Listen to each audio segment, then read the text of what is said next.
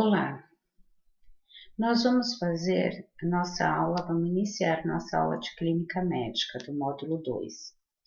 Meu nome é Elaine, sou professora da ESSA e nós vamos começar com a disciplina de clínica médica. O que vem a ser o setor de clínica médica?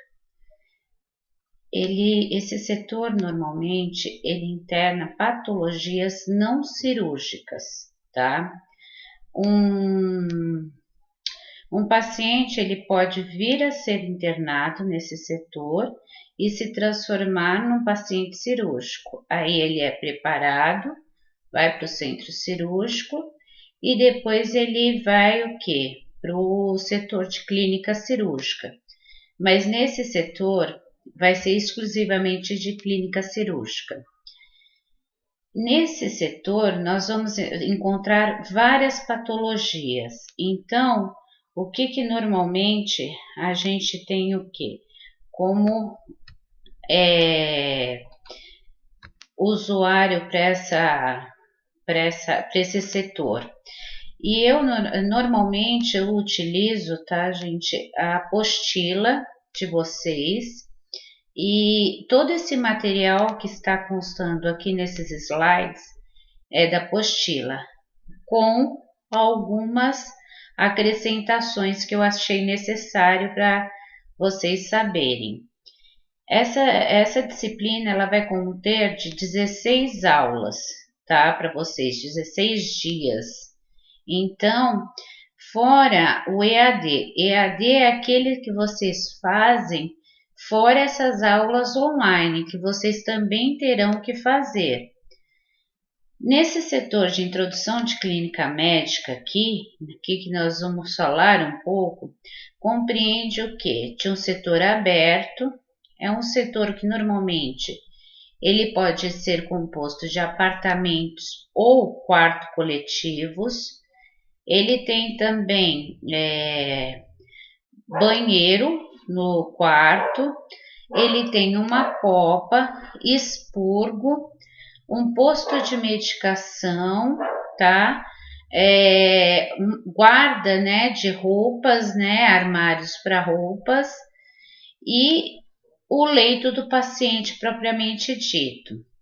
O que é o papel da enfermagem clínica médica? Ele vai propiciar a recuperação desses pacientes para que ele alcance um estado de saúde física, que é você tratar da patologia dele, ou mental e emocional. Toda vez que um paciente ele está internado, ele vai alterar o seu estado mental, lógico, né? Uma pessoa que ela está internada, ela vai ficar mentalmente abalada, ela não sabe o que pode acontecer com ela, propriamente dita, emocionalmente. Então, a gente tem que proporcionar tanto o estado de conservar os sentimentos de bem-estar, tá, dessa pessoa físico, espiritual e social. Por que social, gente? Normalmente a gente trabalha com pessoas que são de diversas classes sociais. Tem hospitais de primeira linha, né, que você não se importa nada com a parte social dela, ela tem uma parte economicamente resolvida. Em outras instituições, ela sai às vezes de alta hospitalar, ela não tem nem dinheiro para comprar o remédio quando ela sai. Então a gente tem que saber avaliar tudo isso. E a gente sempre vai envolver essa pessoa e a família no autocuidado. A pessoa se ela estiver em recuperação e a família se quando ela for de alta para casa, ela não for capaz de ter os seus próprios autocuidados. E a gente vai o quê? Sempre envolvendo a família nisso daí, né? A gente vai prevenir também os danos à saúde dela, vai visar a recuperação dela o mais breve possível e também o quê? Nós, como os profissionais de saúde, a gente tem a possibilidade de prever os agravos. E as rotinas desse setor, como vai ser? Esse setor engloba diversas especialidades clínicas, Nós temos aí pacientes com problemas respiratórios, pacientes com problemas cardiovasculares, pacientes com problemas do gênito urinário, vários tipos de patologia, por isso requer um conhecimento amplo.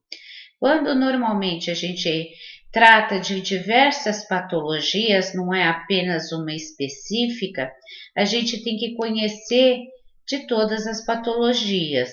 E quando não souber, ir pesquisar essas patologias também e ficar atento, porque cada patologia tem um cuidado específico para ela de enfermagem.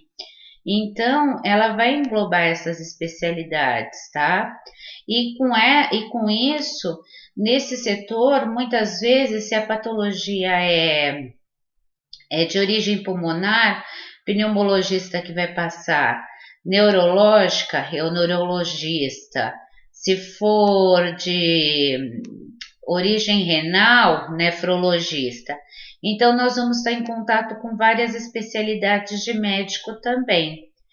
E qual que é a função do auxiliar de enfermagem, né? O auxiliar de enfermagem, normalmente, ele tem o primeiro contato com o paciente, principalmente ou se ele vem da UTI, ou se ele vem do setor de administrativo da internação. Então, vocês como auxiliares têm o primeiro contato com ele, vai recepcioná-lo, vai dar as orientações de como funciona, se pode ficar acompanhante, se não pode, quais são os horários de dieta, quais são os cuidados, mas primeiramente nós devemos nos apresentar para esse paciente, né? Nosso nome, qual é a nossa função e qual o horário que nós vamos estar com esse paciente nesse setor, nesse dia. Porque normalmente, né, é feito um rodízio, depende do enfermeiro. Às vezes o enfermeiro faz o rodízio de uma semana, você num quarto vai 101 a 105, um exemplo. Aí outro profissional, 106 a 110, um exemplo, né? Então, a gente vai fazendo esses rodízios, né? E sempre o quê? Separando por grau de dependência. Eu não vou deixar um auxiliar com 5 pacientes com banho no leito e o outro com nenhum. A gente também divide isso também. Então, o profissional ele tem que ter uma visão global de todo o atendimento para prestar um bom serviço de qualidade também, para que esses pacientes se recuperem da melhor forma possível. Quais são as funções do auxiliar? Em linhas gerais, a gente tem a função de zelar do bem-estar, isso é em qualquer clínica, né, do paciente. A gente cuida da higiene, a gente auxilia ele na alimentação se ele não puder se alimentar sozinho. A gente faz curativos, ministra medicamentos, faz a administração de medicamentos, tá? Mas a atribuição do auxiliar ela é extensa, ela é grande. Muitas vezes a gente não consegue parar um minuto no setor, né? Sentar um minuto, porque assim, quando você pensa que resolveu tudo, o outro paciente já chama. Então, ele é dinâmico. Então, primeiramente, a administração do paciente no setor. Quando ele vem, quando eu falei para vocês, de uma UTI ou de um setor administrativo. Rotinas para exames médicos, se ele tem que ficar em jejum, se ele tem que fazer algum preparo para esses exames. Ou complementares, né? Rotina para alimentação, tem o horário do café da manhã, o horário do almoço, o horário do lanche da tarde, o jantar e a ceia. Então, muitas vezes a gente tem que estar administrando, tá? Ajudando esse paciente a se alimentar. Não adianta nada. Esse paciente não conseguir se alimentar, eu coloco a copa, coloca lá a dieta, aquela dieta fica ali. Rotinas para alimentação. Se ele tem algum balanço hídrico, que ele tenha que tomar líquidos, né, controlados, que não pode tomar o excedente de líquidos, rotinas para visita, né? A visita também é bem importante. Normalmente a visita ela vai procurar a enfermagem, às vezes para saber do paciente, mas eles já estão bem cientes que eles têm que estar presente quando o médico passa a visita. Rotina para transferências de outros setores ou instituição. Outros setores, por exemplo, o paciente teve uma piora, ele precisa ir para a UTI. Somos nós que vamos preparar todo aquele paciente para o transporte dele para a UTI. Ou se ele vai ser transferido para um outro hospital também. Rotinas para alta, tem que deixar tudo pronto para alta, documentação, resumo de alta, tá? Vou ter que deixar também toda a documentação deles, exames complementares, orientações, mas geralmente as orientações é o enfermeiro que faz, tá? Rotina para óbito. Óbito, nós temos duas situações. Quando o médico ele assina o atestado de óbito, a gente faz a preparação com o corpo. Ou se ele internou menos de 24 horas, ele não tem um diagnóstico fechado, ele vai para SVO, Sistema de Verificação de Óbito. Aí nós não vamos fazer tamponamento, nada nesse paciente. Apenas por a identificação nele, retirar todos os acessos venosos, sondas, essas coisas. E preparar para o Sistema de Verificação de Óbito buscar. Ou se ele foi atestado óbito, nós vamos o que? Vestir esse paciente, a família vai trazer roupa, vamos limpar ele, tirar os acessos venosos, tudo, embalar com lençol, identificar e levar, né, lá para o necrotério, ou muitas instituições põem morgue, tá? Rotinas de limpeza da unidade, a limpeza concorrente, que é aquela que nós fazemos todos os dias, tá? Com álcool a 70, na mesa de cabeceira, na mesa de alimentação, na cama ou trocar o lençol, fazer trocas e limpar curativos, auxiliar no banho ou fazer o banho no leito. E além disso, gente, também participar de todos os registros administrativos, inclusive das suas anotações diárias, que as anotações é bem importante, é essencial, tá? E passagem de plantão. Aí nós vamos contar um pouco sobre o prontuário do paciente. É o prontuário do paciente, não é o prontuário do médico, não é o nosso prontuário. O prontuário pertence ao paciente. Esse prontuário, normalmente, ele tem em média de 18 a 20 anos de guarda em papel, quando é em papel. Depois ele é microfilmado e guardado, tá? Então, o que acontece? Qualquer momento que a família peça esse prontuário, ou para um processo, ou por alguma coisa, eles têm todo o direito, tá, de adquirir esse prontuário. A família também tem direito de ver esse prontuário, caso solicitado no posto de enfermagem. Esse prontuário é um importante instrumento, tá, para os profissionais de saúde, que é a equipe multidisciplinar. Nós temos aí o auxiliar de enfermagem que vai fazer a anotação, o médico enfermeiro que vai fazer a evolução, o fisioterapeuta que vai fazer a evolução, a nutricionista que vai fazer a evolução, a prescrição médica, os exames complementares, todos deles, né? Então, nós temos uma gama de coisas dentro desse prontuário médico. Então, ele é indispensável para a qualidade e a segurança desses pacientes também. Existem vários componentes dentro dele. Nós temos o prontuário de papel e nós temos também em algumas instituições já o prontuário eletrônico. Esse prontuário eletrônico ele é feito totalmente, tá, informatizado, desde a prescrição até as evoluções. Componentes do prontuário. Nós temos a capa, os quadros gráficos, ou onde a gente anota, né, a pressão arterial, a gente anota o pulso, a temperatura, que são os sinais vitais, se ele evacuou, se teve diurese, né? Se ele está recusando alguma alimentação, se a ferida piorou ou se não piorou, se tem curativo, né? A gente tem tudo isso. E normalmente atrás desses quadros gráficos tem a anotação de enfermagem. Folha de prescrição médica, onde o médico vai prescrever a medicação. Relatório de enfermagem, onde a enfermagem, né, vai fazer a anotação de um lado e os enfermeiros vai fazer a evolução, que a evolução contém o quê? Todo o exame físico do paciente, mas isso quem faz é o enfermeiro. Exames complementares e folha de controle hídrico. O que vem ser essa folha de controle hídrico?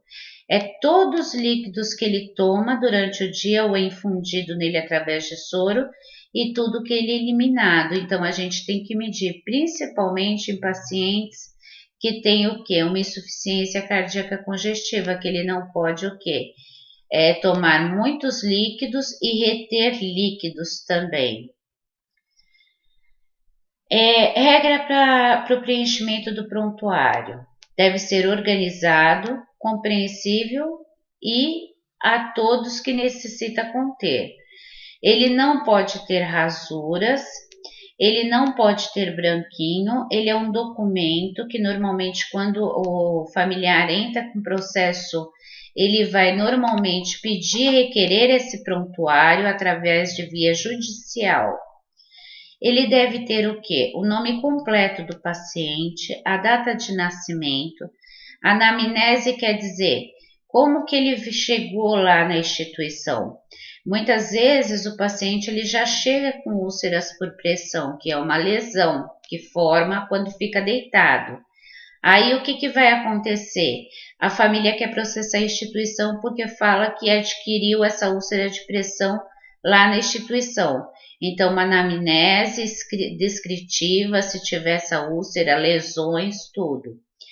Uma lista de perguntas respondidas pelo paciente, que é o seu histórico físico, tá? Realizados no momento da sua admissão, a gente vai questionar se ele tem alguma alergia. Se contém alguma alergia, a gente normalmente põe uma pulseira no braço dele e uma identificação no prontuário, tá? Se ele faz tratamento com medicamentos, quais são eles, quais os horários que ele toma, quantas vezes ele toma. O plano terapêutico são diversas alternativas terapêuticas estabelecida pelo médico, tá? Que vai fazer esse plano terapêutico. Laudos de exame, se ele tiver, é necessário conter análises complementares, como urina, sangue, porque se ele passa para um pronto-socorro, ele vem com esses exames, ou se ele vai fazer uma internação, às vezes também vem. Imagens, ultrassom, raio-x, ressonâncias. A prescrição médica é o registro de todas as medidas indicadas ao paciente, tá? Que é feito pelo médico. E a evolução médica é como esse paciente está evoluindo dia a dia. Por exemplo, ele pode ter internado muito bem, tá bem, só fazer para fazer um tratamento vai de uma infecção urinária e de repente ele desenvolveu um quadro de septicemia. Isso quer dizer que ele teve uma piora. Ou, né, ele tem internado muito mal e está progredindo e ficando bem. Então, essa é a evolução médica. Termos de consentimento, que são assinados por ele, se ele for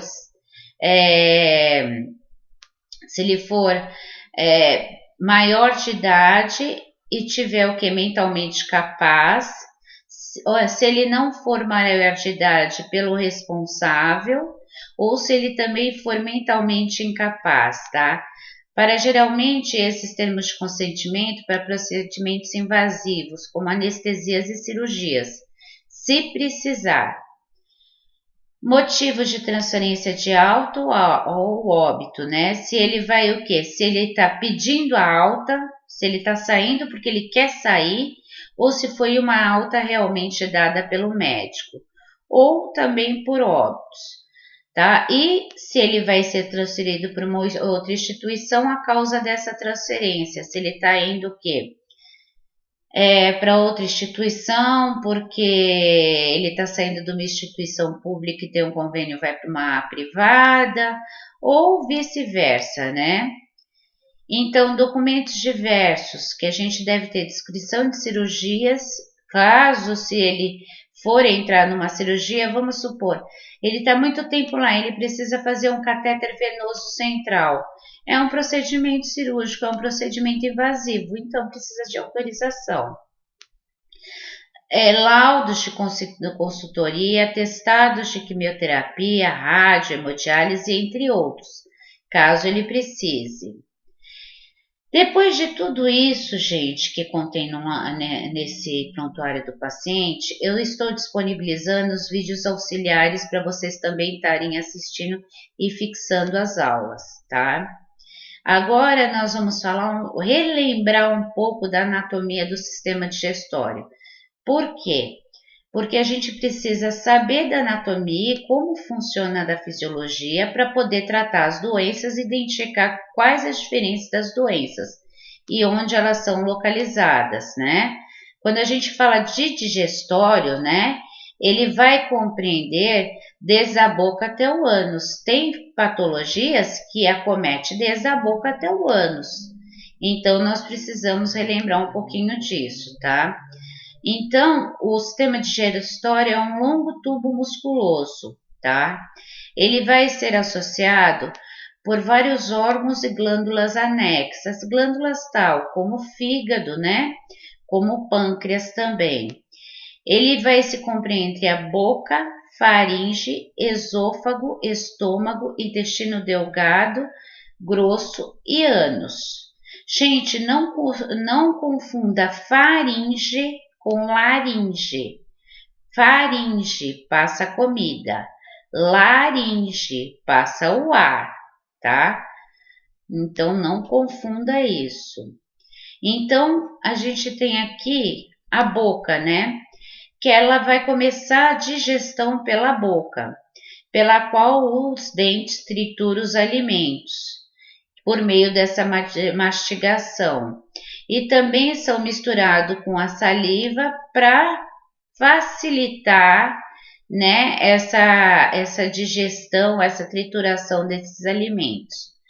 A boca ela é compreendida entre os dentes, palato mole, a úvula, que vocês veem bem na foto, amígdalas, língua, basicamente.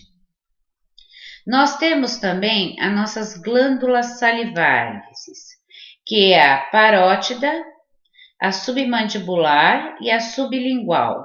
É por ali que vai sair a saliva para poder ajudar nessa mastigação, tá?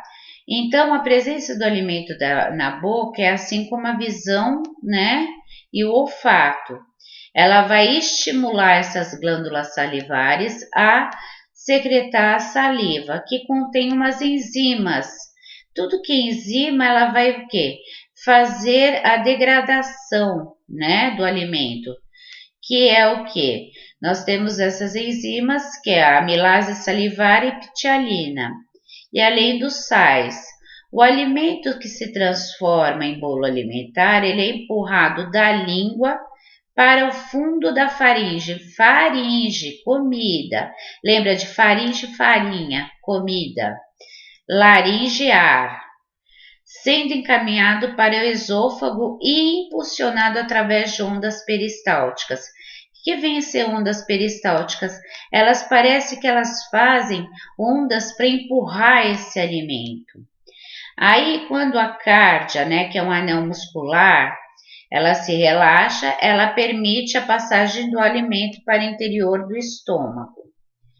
Nós temos lá, quando a faringe é situada, que vocês vão estar vendo bem aqui na figura, no final da cavidade bucal, é um canal comum ao sistema digestório, tá?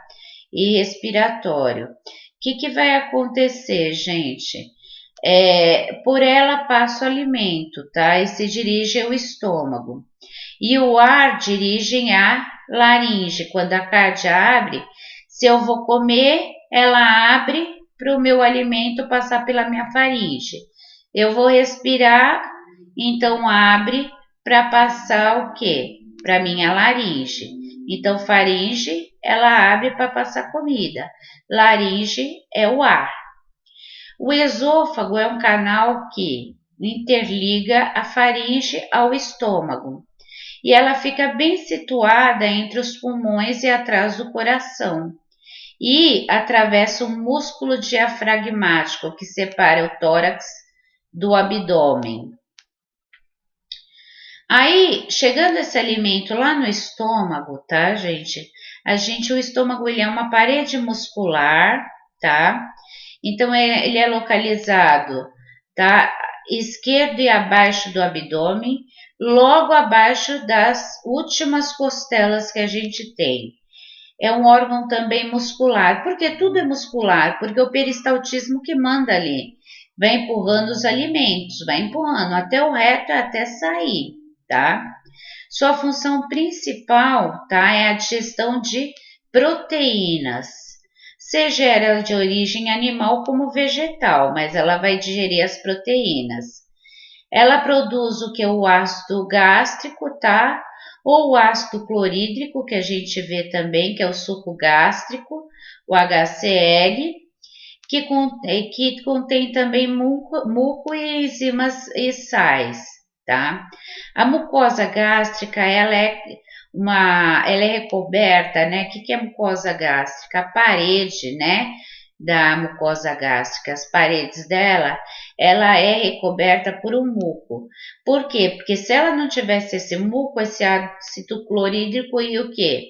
Sempre pegar e fazer lesões nessa parede. Então, ele serve como para poder fazer uma proteção para essa parede do estômago.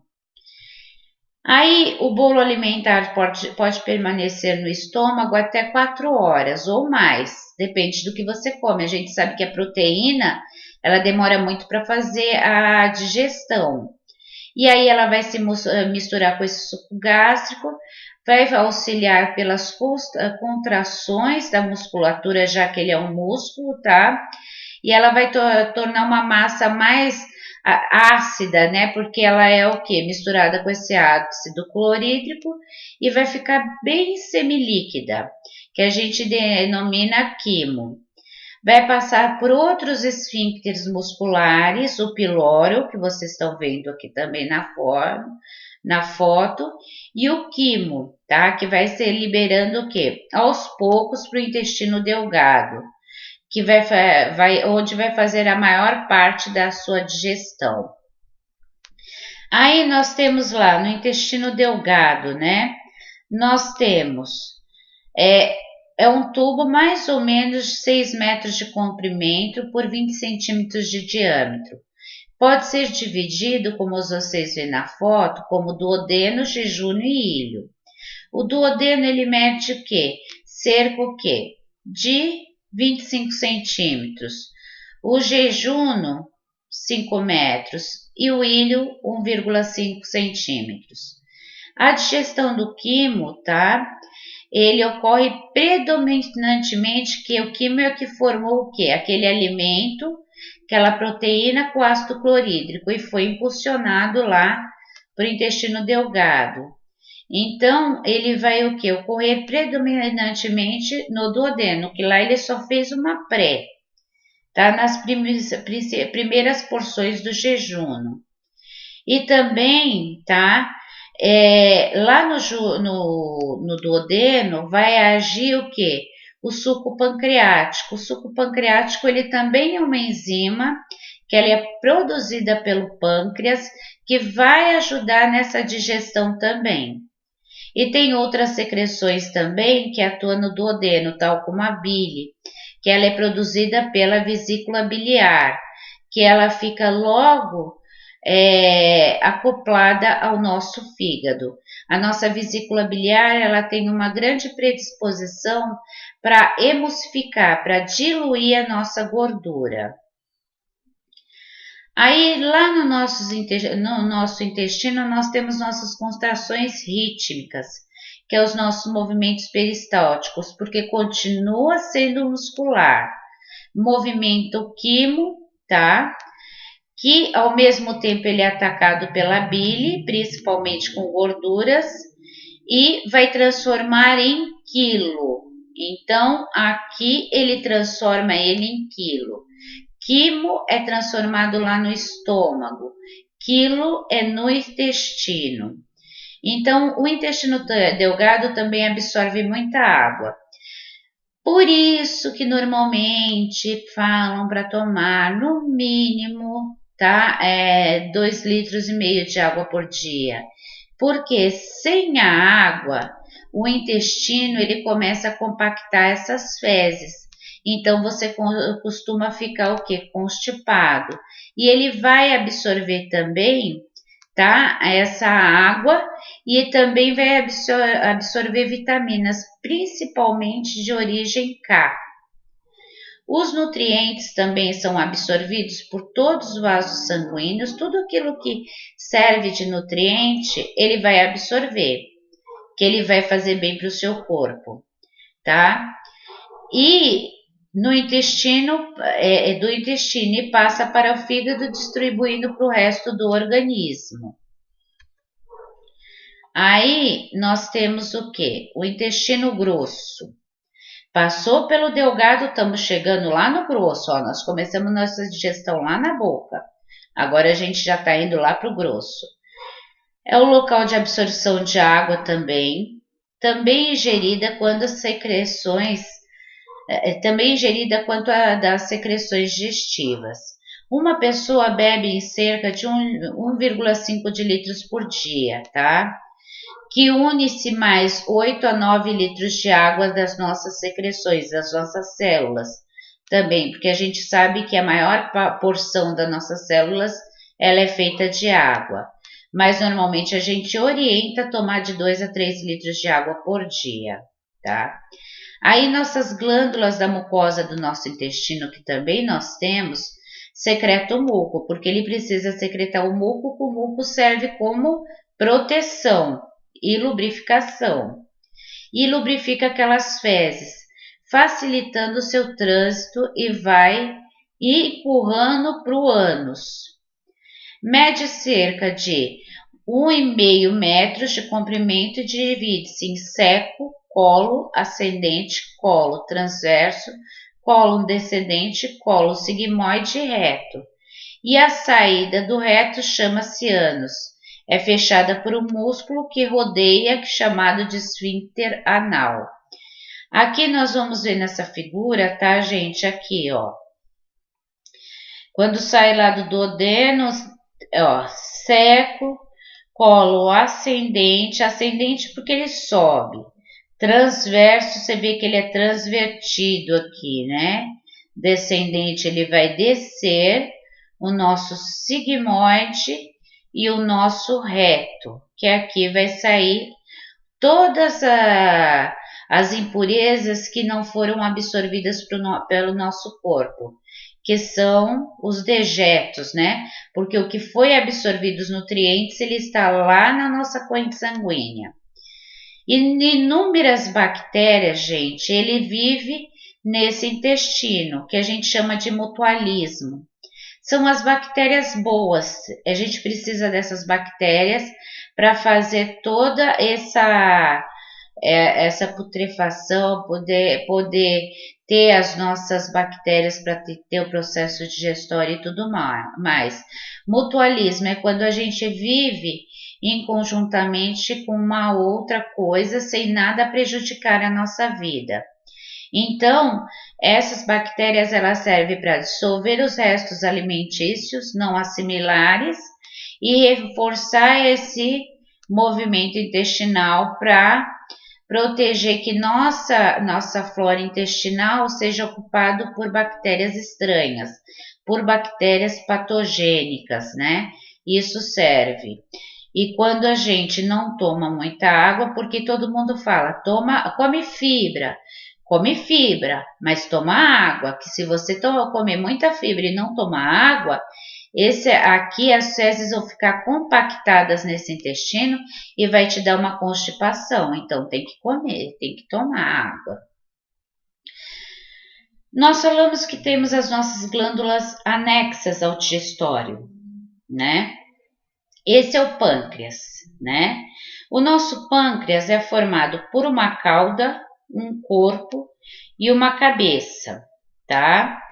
Então, aqui, né, intestino delgado e acoplado aqui o nosso baço.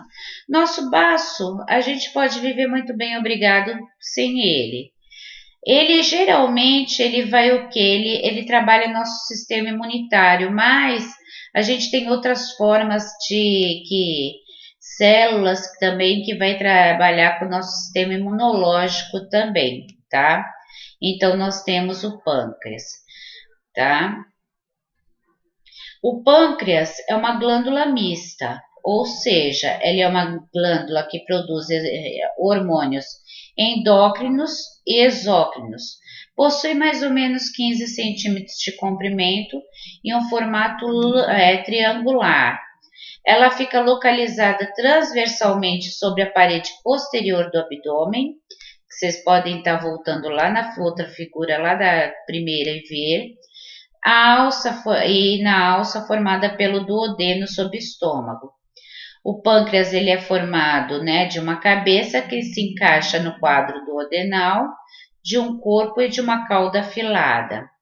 Ele também, o pâncreas, como ele é uma glândula endócrina, exócrina que produz o quê? Hormônios exócrinos, né? Endócrino que produz por ele. Ele produz 3 hormônios, que é a insulina, o glucagon, tá? E a somatostatina, principalmente a insulina e o glucagon. Se lembra da insulina, que a insulina ela serve como hipoglicemiante, que vai fazer, quando a gente come, tem muito açúcar no sangue, essa insulina vai lá, pega a insulina, recolhe a insulina e leva para o interior das nossas células. Aí quando a gente fica muito tempo sem comer, entra o glucagon, pega aquele açúcar, aquela glicose de dentro das células e leva para a corrente sanguínea para a gente não ficar com hipoglicemia. Temos nosso fígado, tá? O nosso fígado, tá? Ele é o quê? O lobo direito e o lobo esquerdo. E nós temos aqui um ligamento, né? Que é essa repartição que a gente tem aqui, né? Da parede do fígado. E esse daqui, quando a gente fala em tecido hepático, gente, ele é bem lisinho, ele é bem limpinho. É como se fosse, se você visse, vai um fígado de um porco, de um boi. Tá? Aqui está descrevendo a localização do fígado e logo acoplado nele ele fica essa vesícula biliar. Essa vesícula biliar, ele serve para quê, gente?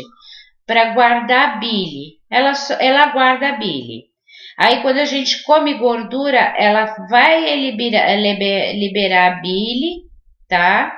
A vesícula biliar vai liberar a bile para ir lá e destruir a gordura, emulsificar elas. E nós temos a veia cava inferior. Ele é um órgão interno também, é um dos mais importantes também. É uma das mais volumosas de nossas vísceras, tá? Ela pesa cerca de 1,5 kg num homem adulto e 200 e 400, tá? Numa mulher. Difere-se o tamanho porque é tamanho de mulher e também do homem. Tem uma cor arroxeada, a superfície dele tem que ser lisa. Se ela não for lisa, ela pode ter o quê? As cirroses hepáticas e tudo mais. Tá? É coberta por uma cápsula própria. Ela está situada no quadrante superior direito. O que é quadrante superior direito? Você divide o seu organismo em 4, o seu abdômen, e ele vai estar logo ali, abaixo dos ossos, tudo das nossas costelas, no lado direito, tá? e vai ficar bem acima. O tecido hepático ele é constituído por formações que recebem o nome de lobos, que é o que nós vimos antes, né? Aqueles que são dois lobos, né? Direito e esquerdo. Vai ser rodeados por canais, porque para a bile poder ir acessar, ver a cava, tudo, ele precisa desses ductos também. E juntamente com a nossa vesícula biliar, que forma um ducto. O ducto é um canal, tá? Que vai jogar o quê? A bile no duodeno quando a gente come as gorduras.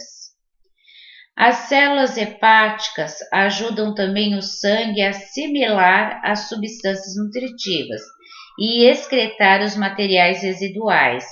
Gente, você lembra quando a gente fala em remédio que ela é metabolizada pelo fígado?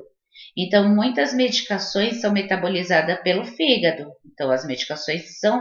Então, dependendo do medicamento, pode se tornar tóxico. Então, pode ter até uma hepatite medicamentosa, tá?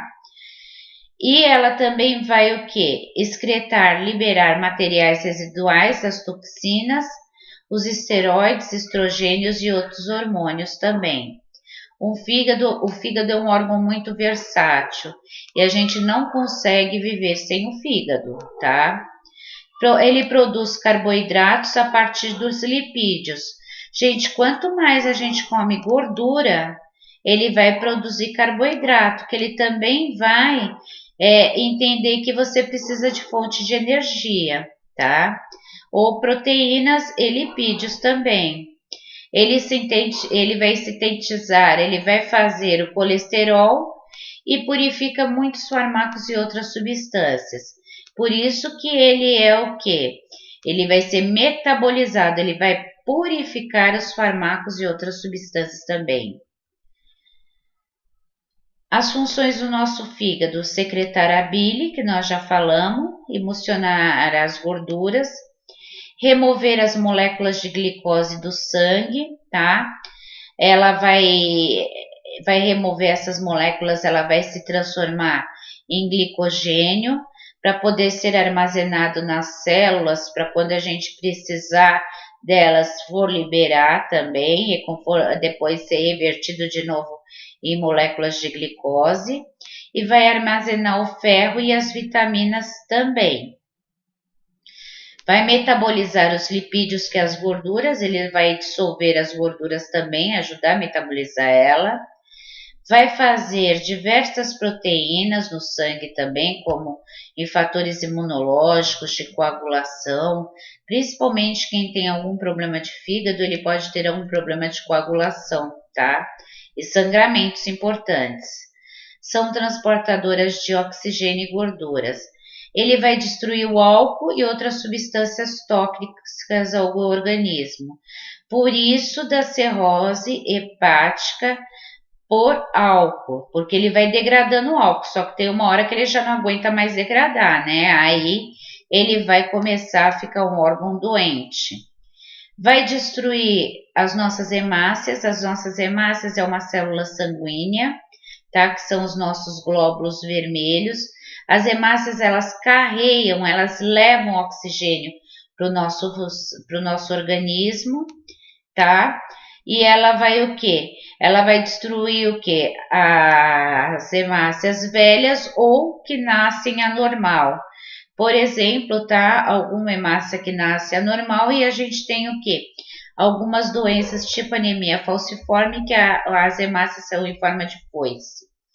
E transforma a hemoglobina, que é um outro componente do nosso sangue, em bilirrubina. Bilirrubina, ele é um componente que dá aquele pigmento castanho esverdeado, que deixa, quando a gente está com excesso de bilirrubina no nosso corpo, ele fica com a pele bem amarelada, as mucosas, esclera do olho bem amarelada. Geralmente quem tem problema hepático tem essa bilirrubina aumentada e a icterícia. Ou se não, Às vezes aqueles bebês que nascem com icterícia precisa ficar em banho de luz, mas aí já não é um problema de fígado, tá? É um problema de fator de RH que a gente fala. Esses fatores RHs, que o RH é diferente da mãe, que é o fator sanguíneo, que vai tomar o banhozinho lá e vai ficar bem tranquilo. Aí nós temos aqui os sites para o vídeo de apoio para vocês. Eu coloquei 2 sites, tá? Que é um de prontuário, falando sobre prontuário, e um de sistema digestório. E todo esse material foi formulado através da apostila de vocês. Lógico, eu acresci algumas coisas a mais para o conhecimento de vocês. Vocês podem estar fazendo as suas anotações na apostila e também, como eu falei, vocês podem estar fazendo as suas anotações no caderno e no final agora tá fazendo seus questionamentos e tirando as nossas dúvidas aqui. E no final desse slide, nós temos as atividades para ser respondida no fórum, tá? Que tem o quê? Qual a finalidade do prontuário que a gente tem? Descreva as etapas da digestão resumidamente. Qual a diferença da faringe e laringe? Aqui está um pouco o quê? Coberta pela foto. Mas aqui, qual a finalidade do prontuário do paciente? Quais os cuidados que devemos ter ao preenchê-lo? Descreva as etapas da digestão resumidamente. E qual é a diferença da faringe e da laringe? Se lembra que eu falei várias vezes na aula. Com isso, nós temos o término da nossa primeira aula e espero as dúvidas de vocês.